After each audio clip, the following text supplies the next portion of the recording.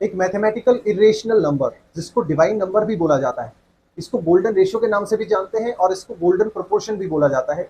ये नंबर कुछ रिसर्चर्स मानते हैं कि इस हमारे यूनिवर्स के, इस दुनिया के एग्जिस्टेंस के लिए इसी नंबर का होना जरूरी है, और कुछ लोग मानते हैं कि ये सिर्फ एक मिथ है जो हम काफी ओवर एक्साइटेड होकर इसको बार बार ऑब्जर्व कर रहे हैं। तो चलिए आइए जानते हैं इस रेशियो के बारे में। हमारी बॉडी के smallest part like our fingerprints या फिर हमारे हार्ट बीट के जो पैटर्न्स हैं वो भी इसी रेशियो को इंडिकेट करते हैं, और बड़ी से बड़ी गैलेक्सीज यूनिवर्स में इसी शेप में, इसी एक पर्टिकुलर रेशियो में मूव करती हैं। ये नंबर रिलेटेड होता है मैथमेटिक्स की एक फिबोनाची सीरीज से। इसमें पिछले दो नंबर्स का सम अगला वाला नंबर आता है, और इस तरीके से हम ऐड कर सकते हैं 0 + 1 = 1, देन 1 + 1 = 2, देन 2 + 1 = 3, देन 3 + 2 = 5, और इस तरीके से ये मूव करता रहता है। ज्योमेट्रिकली हम गोल्डन रेशियो को डिफाइन करते हैं ratio of big side upon small side, and it's equal to ratio of sum of sides to the bigger side. इसको लेटर फी से रिप्रेजेंट किया जाता है, और जब हम इन पॉइंट्स को, इन वर्टिसेस को जब ज्वाइन करते हैं तो एक स्पाइरल शेप मिलता है, और इस शेप को बोलते हैं गोल्डन स्पाइरल। ऐसा माना जाता है कि हिपासस नाम के साइंटिस्ट ने इसको पहली बार अपनी कैलकुलेशंस में डिस्कवर किया।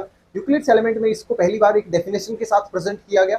उसके बाद कुछ आर्टिस्ट, साइंटिस्ट और जो अलग अलग रिसर्चर्स होते हैं उन्होंने अपनी रिसर्च में इसको इंक्लूड करना स्टार्ट कर दिया। हमारी बॉडी का स्ट्रक्चर भी इसी रेशियो में होता है, और इवन हमारे ब्रेन का शेप भी इसी स्पाइरल में होता है, और जो हमारा डीएनए है उसका मेजर ग्रूव और माइनर ग्रूव का रेशियो भी यही गोल्डन रेशियो 5 होता है। और एनिमल्स में भी हम इस चीज़ को नोटिस कर सकते हैं उनकी शेप्स में। जो ब्यूटीफुल फ्लावर्स हम देखते हैं उनकी शेप में भी इसको ऑब्जर्व किया जा सकता है। प्लांट्स का जो ग्रोथ है और उनकी शेप भी कुछ इसी तरीके का व्यू प्रेजेंट करती है। और आर्ट की तरफ अगर चले तो pyramids of Egypt are also following this ratio, और दूसरे आर्किटेक्चर जैसे ताजमहल है, आईफिल टावर है, ये भी गोल्डन रेशियो को अपनी स्ट्रक्चर में रिप्रेजेंट करते हैं। फेमस मोनालिसा की तस्वीर हमें इतनी अच्छी क्यों लगती है? क्योंकि इसमें भी हम गोल्डन रेशियो को ऑब्जर्व कर सकते हैं। नेचर में जब हम टोर्नेडोज, हरिकेन्स, वाटर वेव्स, इन सब की शेप देखते हैं वो भी इसी स्पाइरल शेप को रिप्रेजेंट करती है। यही नहीं, आर्ट में जो म्यूजिक के नोट्स हैं वहां पर भी गोल्डन स्पाइरल को नोटिस किया जा सकता है। यहाँ तक कि म्यूजिकल इंस्ट्रूमेंट्स का शेप भी गोल्डन रेशियो में होता है। आजकल कंपनीज अपने लोगोज वगैरह बनाने के लिए उसमें इसी रेशियो को इनकॉर्पोरेट करते हैं, और राइटर्स, पेंटर्स, ये सब भी अपने पार्ट को ब्यूटीफुल बनाने के लिए उसमें गोल्डन रेशियो का यूज करते हैं। आपका क्या मानना है? क्या ये सिर्फ एक मिथ है, या फिर इसका यूज हम अलग अलग हमारी एक्टिविटीज में कर सकते हैं?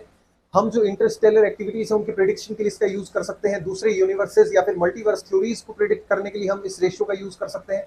जैसे कुछ रिसर्चर्स मानते हैं कि ये यूनिवर्स इसी चीज के एग्जिस्टेंस की वजह से हमें दिखाई देता है, इन शेप्स की वजह से ही हमें दिखाई देता है, और इस चीज को हम कहाँ कहाँ यूज कर सकते हैं।